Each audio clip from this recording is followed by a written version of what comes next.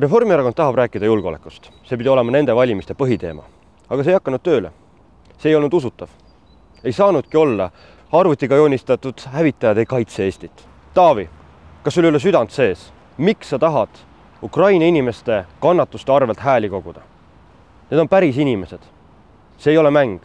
Kui sa oleksid olnud kaasas kas või ühel reisil rindepiirkonna küladesse ja linnadesse, sa ei teeks seda. Veelgi enam, Reformierakond peaks olema eriti valvas, kui ta soovib rääkida julgeolekust.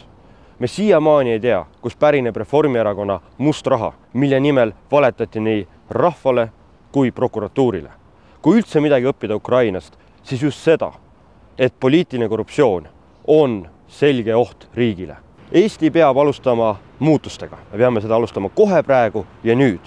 Reformierakond teeb riigis sama, mida Keskerakond teeb Tallinnas. Aga nad teevad seda osavamalt, valgete siidikinnastega ja oluliselt varjatumalt. Aitäh sulle, Jürgen Ligi, et sa oled oma väljaütlemises olnud siiras. Tänu sellele me teame, mis on Reformierakonna tegelikud väärtused ja tegelik suhtumine.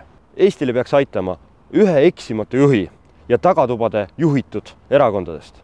Me vajame julget, ausat ja avatut poliitikat. Kui sa tahad, et see jama lõppeks, vali sotsiaaldemokraadid.